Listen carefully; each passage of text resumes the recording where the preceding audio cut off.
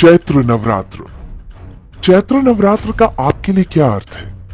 देवी की आराधना के 9 दिन, शक्ति की साधना और उपवास। जो लोग नवरात्र नहीं मनाते उनके लिए भी किसी न किसी रूप में ये दिन महत्वपूर्ण है। यदि धार्मिक नहीं तो सांस्कृतिक रूप से ही हर भारतीय नवरात्र के साथ जुड़ा हुआ है। जो हिंदू है वो 8 दिन माँ दुर्गा की उपासना के बाद 9वें दिन भगवान राम का जन्मोत्सव मनाते हैं। जो लोग जैन हैं वो प्रथम तीर्थंकर ऋषभदेव की जयंती मनाते हैं। मान्यता है कि ऋषभदेव ने ही अक्षर विद्या और अंक विद्या को जन्म दिया था।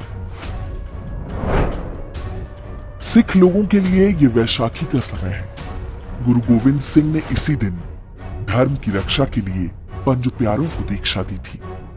इन्हीं पंज प्यारों ने अपनी निष्ठा और समर्पण भाव से खालसा पंथ को जन्म दिया। ये अलग बात है कि आज उसी सिख पंथ के कुछ पथभ्रष्ट लोग अब्राह्मिक मजहबों की तरह बर्बर और असभ्य बनने की होड़ में हैं।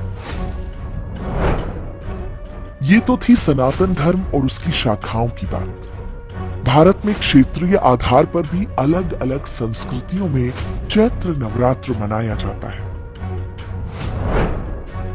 चैत्र नवरात्र का प्रथम दिन सिंध में उनका सबसे पवित्र त्योहार चेटीचंड है। सिंधी हिंदू इस दिन को भगवान झूलेलाल की जयंती के रूप में मनाते हैं। कश्मीर में नवरात्र के पहले दिन को नवरेह कहते हैं। कश्मीर पर आज भले ही मलेच्छ मजहबों का साया हो, लेकिन वे नवरेह की परंपरा को पूरी तरह नष्ट नहीं कर पाए। पूरे उत्तर भारत के लिए ये वर्ष प्रतिपदा है। महाराष्ट्र में ये गुड़ी पड़वा है। असम में ये रोंगाली बिहू है। बंगाल में प्रथम बैशाख है। गुजरात में बेस्तु बरस है। तेलुगु और कन्नड़ लोगों के लिए उगादी है।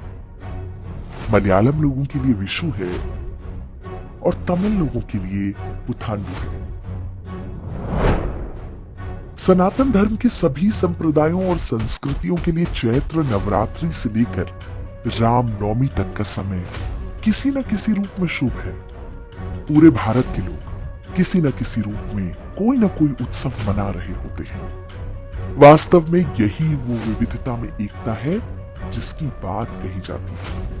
क्षेत्रीय पहचान, भाषाएं और रूप रंग भले ही अलग हो, लेकिन हर भारतवासी एकता के एक सूत्र में बंधा हुआ है। विविधता में एकता की इसी विशेषता को आज के समय में बहुत ही तोड़ मरोड़ कर प्रस्तुत किया जाता है। भारत की बहुलतावादी संस्कृति का अर्थ समझाने के लिए इस्लाम और ईसाईयत को सनातन धर्म और परंपराओं से मिलाकर दिखाने का प्रयास किया जाता है, जबकि अरब से आए इन पश्चिमी मजहबों का उद्देश्य ही भारत की बहुलता को नष्ट करना है।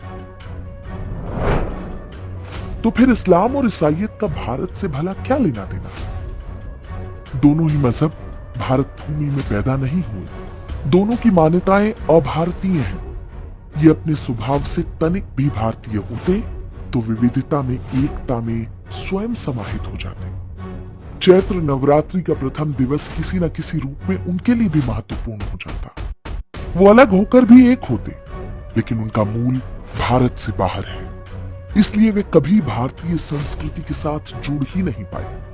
वो किसी और भूमि की संस्कृति के वाहक हैं। उन्हें प्रयास करना चाहिए कि वो कैसे भारत की भूमि से एकाकार हो जाए, लेकिन यहाँ तो उल्टी गंगा बहाई जाती है। जो भारतीय मूल के लोग हैं उनको सिखाया जाता है कि आपको अब्राह्मिक रिलीजन की मान्यताओं को महत्व देना चाहिए, क्योंकि इसी से विविधता में एकता का जन्म होगा।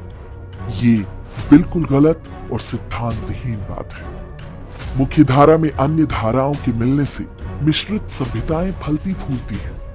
मुख्य धारा को नष्ट करके संसार में भला कौन सी सभ्यता है जो जीवित रह पाई है? एक भारतीय के रूप में हमारा उत्तरदायित्व है कि पूरब से पश्चिम और उत्तर से दक्षिण तक हम अपनी सांस्कृतिक एकता को पहचानें, विधर्मी आसुरी शक्तियों की घुसपैठ को पहचानें उनके द्वारा थोपी जा रही विकृतियों से दूर रहें। तभी हम अपने धर्म, संस्कृति और राष्ट्र को बचा पाएंगे।